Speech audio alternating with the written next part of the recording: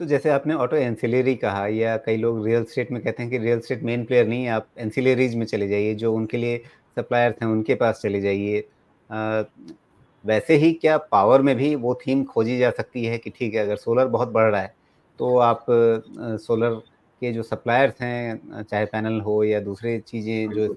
इसको सेटअप बनाने में काम आती हैं क्या उस तरह से भी देखा जा सकता है? या जो अगर आपको विंड एनर्जी उसमें सीधे सबसे पहले सुज़लॉन का नाम ध्यान में आ जाता है, बीच में बहुत चला भी है। लेकिन आज की तारीख में वो भी आप अपनी ओर से बताइएगा कि भई उसमें बहुत लोगों की दिलचस्पी रहती है। तो मतलब वहाँ पे अब मौके बचे हैं या खतरा खड़ा हो गया है? वो जो पावर इकोसिस्टम में जो सप्लाई साइड है उस पर क्या नज़र बन रहा है? जी, बिल्कुल and that's what the whole play is Rajiv ji, क्योंकि आई थिंक जो एक्जिस्टिंग प्ले है, ये स्टोरीज़ अच्छी खासी जेस्टेट हो चुकी हैं। तो I think they will give you a very stable return, यानी वो मार्केट रिलेटेड रिटर्न देंगे। जो एक्सेप्शनल आइटम्स होंगे इन terms of creating this infrastructure, I think यहाँ पे आई थिंक एक फर्स्ट मूवर या एक सिग्निफिकेंट मार्केट गेन्स का एडवांटेज है। आपने सुज़लॉन की बात छेड़ी।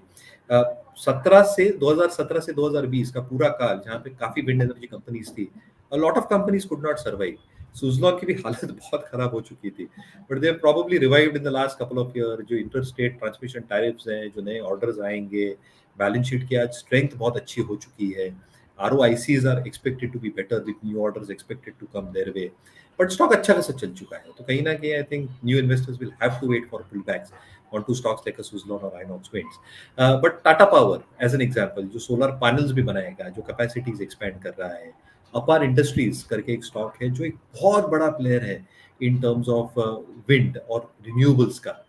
जो जो मैं ट्रांसमिशन की बात कर रहा था, उनके जो केबल्स लगते हैं, स्टोरेज कैपेसिटीज लगती है, it is the number one और top 3 players in the world at this moment. और इसलिए सारे एंसिलरी प्लेयर्स, जब हम स्ट्रक्चरल स्टोरेज की बात करते हैं अगले 5 वर्षों में, इलेक्ट्रिकल मोबिलिटी हुई, रिन्यूएबल्स हुई, ये जो एंसिलरी प्लेस है, ये बहुत अच्छा कर सकते हैं इन माय ओपिनियन। और इसमें अच्छा खासा बीटा बन सकता है as far as market returns is concerned. जी, लेकिन ये अपार इंडस्ट्रीज़ का चार्ट मैं सामने देख रहा हूँ और ये 10 गुना हो गया है पिछले बहुत शॉर्ट टर्म में मतलब साल डेढ़ साल के अंदर। तो अब इसमें कोई जूस बचा है क्या या जिसको फ़ायदा हो रहा है वो निकल ले यहाँ से? नहीं, जो है वो बने रहे। Fresh investors can obviously wait for pullbacks, but ultimately everything will boil down to earnings Rajiv ji, और अर्निंग्स आते जाएँगे।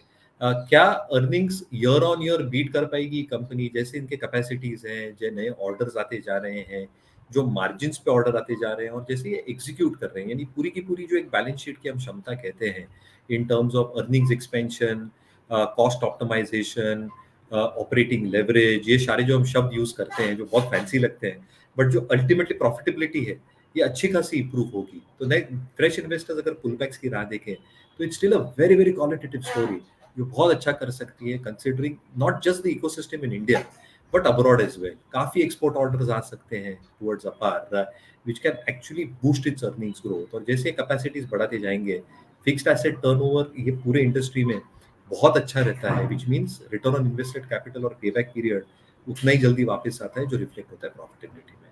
तो अच्छी स्टोरी है। अगर पुलबैक्स मिलते हैं तो नए इन्वेस्टर्स डेफिनिटली इसको देख सकते हैं। जी।